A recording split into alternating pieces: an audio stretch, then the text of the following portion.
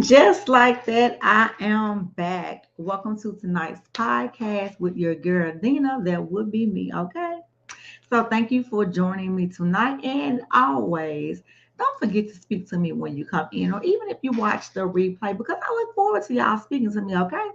So even if you come back and watch, don't forget to drop down in the chats your comments, your thoughts, your concerns, whatever it is that you want to say, so I can take that and kind of do a little better, okay?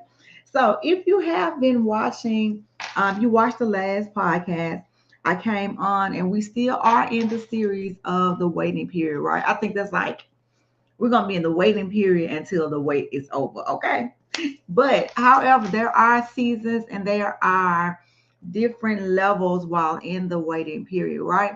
So as the Lord give it to me, then that's what we journey to, okay? So tonight, like I said, if you watched the podcast on, I think it was last week when I came on live, maybe a week before, I'm not quite sure. But we talked about becoming versus arriving. And so as I was going to try to move from that, I have been continuing to get things on becoming. So I was like, maybe I should stay there for, a little minute and see whatever it is that the Lord gives me. Right. So a few minutes ago, I decided to pull up the word and look up the definition of what becoming is, right? So the definition it gave me was, excuse me, yeah. Becoming means the process of change, growth, or transformation, moving from one state of being to another. It's about unfolding and not arriving. Remember, I talked about the not arriving, because arriving is the destination that we feel like that we are trying to get to, but the becoming is the person and the lesson and the process that happens before we get to the arriving part, right? So it's not about arriving, it's about who you become in the process of the arrival, right? And so the next one it gave me, it says spiritual speaking, because I'm gonna give it to you spiritual, right? Spiritual speaking, it says in a faith rooted context like yours. Becoming often echoes the sacred tension between who God says you are and who you are still growing into. It's the wilderness between promise and fulfillment, the waiting room of purpose. See, I told you we're in the waiting period still. The waiting room of purpose is where identity is refined, character is forged, and intimacy with God deepens. That's a lot, right? But in shorter words, it's still the process. So the process of becoming who God has already created you to be for the things that He already have planned and purpose for you, right? Because we already know that the promise is the promise, but it's the person that God shapes you to be so that you can walk into the promise and be able to maintain the promise that God already has for you, right? So let me jump into my notes, because I ain't gonna hold you long, because I know it's cold, it's Monday, and I'm gonna let you get on about your business, right? But before I do that, thank you, Miss Elworth, for speaking to me. Hello, hey girl, hey, how are you tonight? Thank you for joining the live.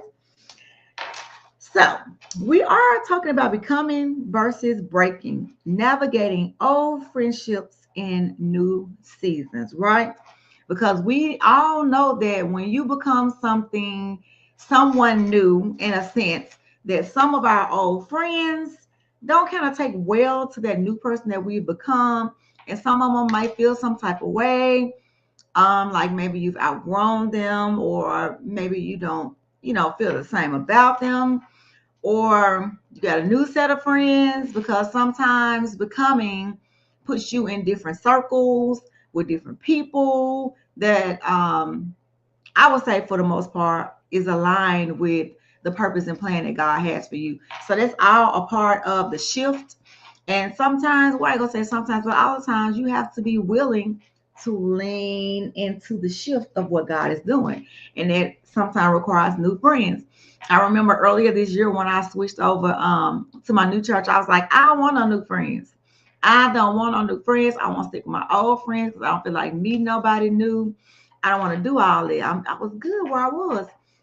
And then as time went on and the more people I met, the more opportunities came, the more clients I gained, the different perspective from different people. So getting new friends is not a bad thing, because if you don't get any new friends, how can your circle spread, open up? And that's one of our problems always, is we're so used and comfortable of being around the friends or the circle that we've always been in, and God stretches us past it, but it's hard for us to let them go, because most of us, we are loyal, especially when we have been friends for so long. We feel like, oh well, we've been friends for 20 years, like I can't not be their friend anymore. Yes, you can. And you don't always have to walk away from a friendship because something bad has happened. Sometimes you just have to be mature and upfront about it, and have conversations with them and let them know, I'm not there anymore. I don't love you any less. But it's the Lord is pushing me in a different direction, and I'm in opening up some new doors with some new people. So we are still good, but it's creating a little space in between us. And I think for the most part, I ain't gonna say everybody, but when you sit down and kind of have conversations with people that kind of understand it a little better, some people don't need a full understanding, some people do, but that all comes within knowing your friends. And I guess the reason why I'm still on this is because when I did the panel discussion that I was telling you guys about on Saturday, my question was, how do you handle old friendships when you have become someone new? Because sometimes the old people like to hold us to a past, hold us to who we used to be, and we're not that person anymore. What, dang, you didn't change, you acting funny. How do you handle that? And so my answer was, I've learned that people are for a season, reason, and a lifetime. And it's not just a cliche that we talk about. That is real. And when you stay past your season with some people, then you start to feel the after effects of staying somewhere too long, right? So little stuff start to bother you. Little situations come and you sweep it under the rug, and then something else come and it just keeps gnawing at you, keeps gnawing at you. And you can tell sometimes when you outgrown friendships. Um, and we don't like to address that because, like I said, we've been friends for so long. But when you learn your friends, like I always say, to meet them accordingly, then you know how to deal with the old friends. For me, that's what I say. Because I've got to a point where I used to be the friend that was always available. She not that friend anymore. She can't do it. Just because you might send an invite, or you might want to go somewhere or hang out or whatever, or it's an event. I used to try to make every event possible with all my friends. And now in this latter part of the season of my life, I just can't do it. If it's not aligned with purpose and intentional, and it's going to serve something greater than myself, then I can't do it, because I no longer entertain or do things just because. That's not how my life is set up anymore. It's all about purpose, position, and my posture. That's all I got for you moving forward, right? Easy for me. But when you learn that and you grow and mature, you see things differently. You no longer want to entertain certain things or certain people, and it's okay. It's okay to outgrow people. It's okay for seasons to end. It's okay to take a break from people and not have to feel guilty about the new person that you're becoming. There's nothing wrong with you wanting to have new goals, new ideas, go new places, see new things, meet new people, meet new friends, get out and network. If you have a business, network with other business people.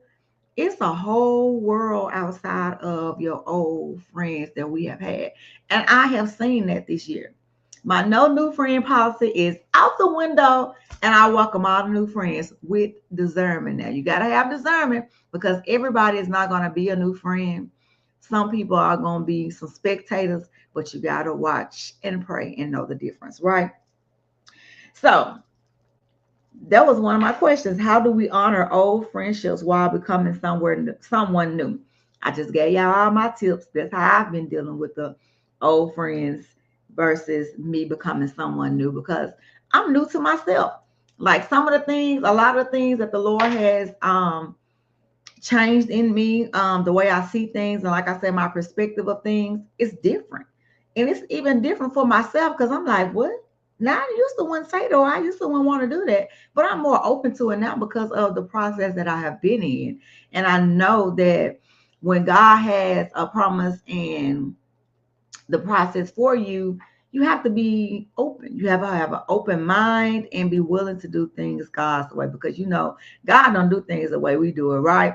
We think He gonna go from A, B to C. Mm-mm. God gonna go from A to Z to W to X to Q to L. He just be all over the place. But when He get through with it, He lines it up perfectly, right? So it says the ache of outgrowing.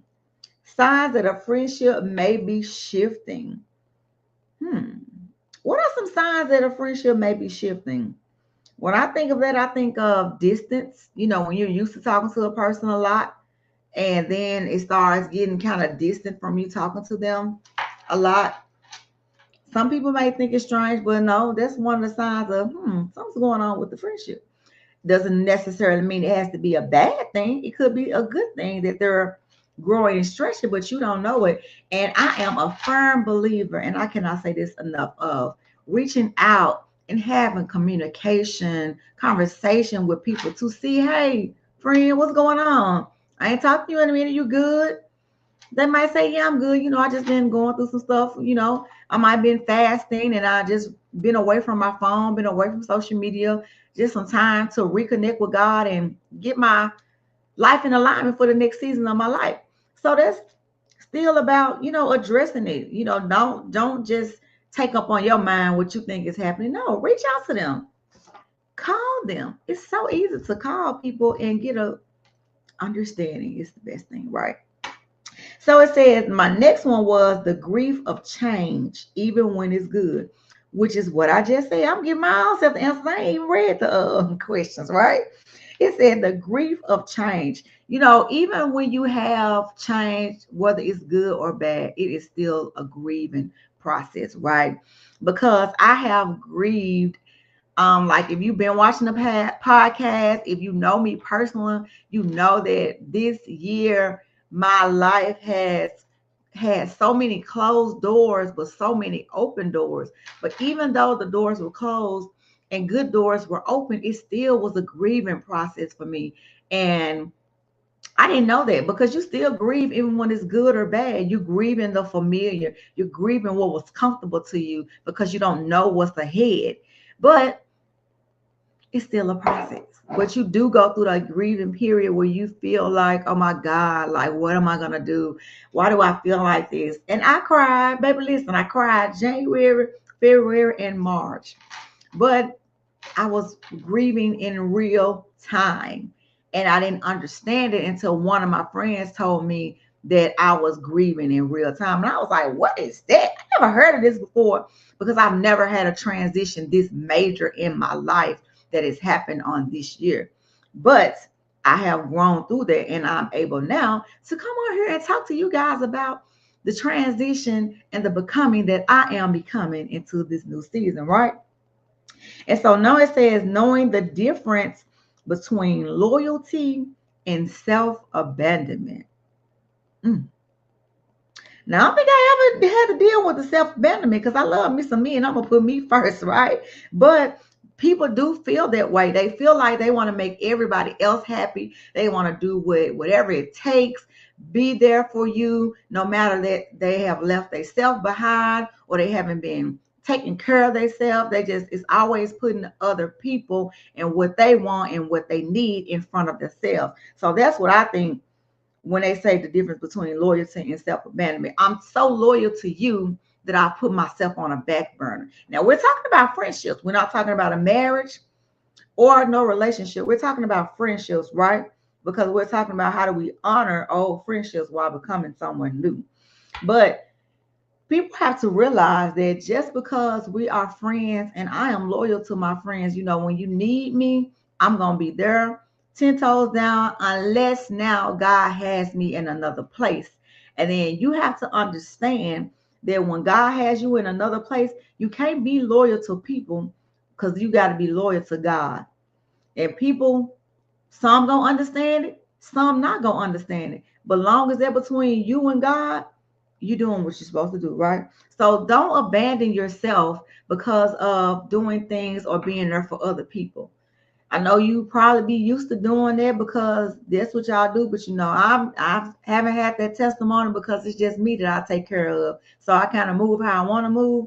But like I say, even when I used to be the people pleaser, I'm not that anymore. So now I don't self-abandon myself. I take my time and I use it wisely. I spend it wisely with the people that God allows me to spend it to at the time.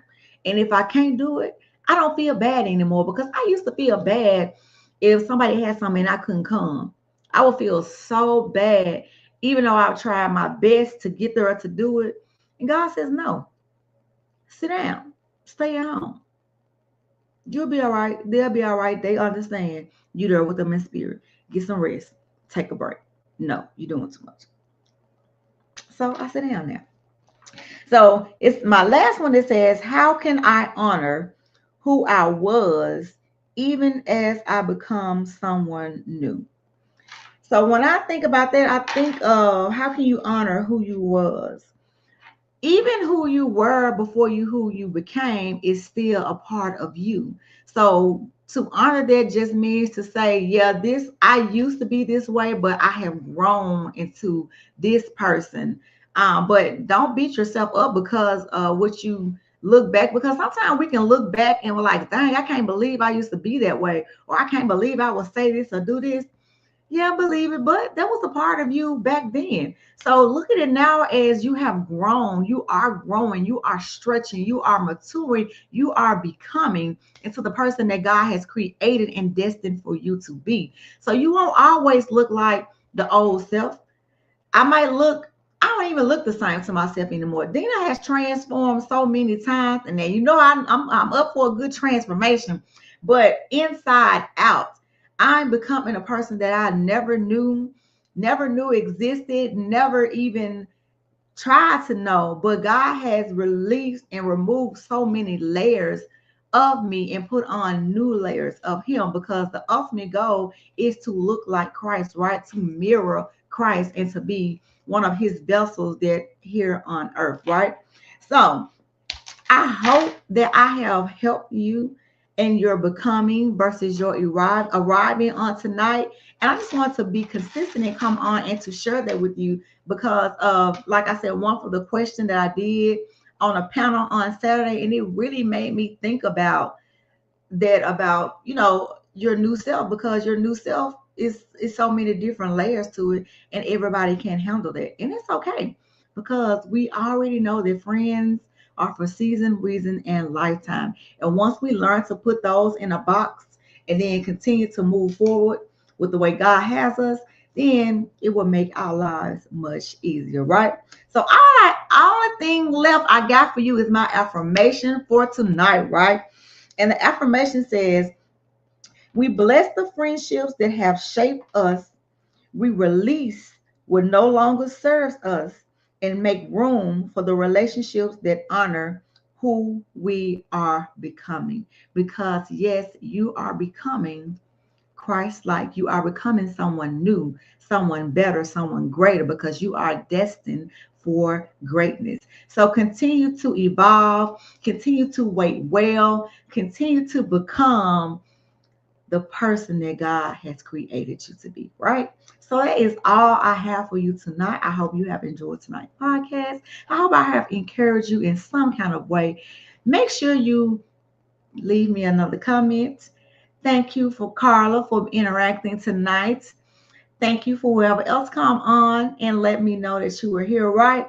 So until the next time, continue to do all those things that I just said. But remember, while in the waiting period, continue to become instead of looking to arrive at the destination that you're looking for. Because when you get to the destination of your arrival, you want to be the person who God needs you to be to fulfill the promise, right? So until next time, that's all I got.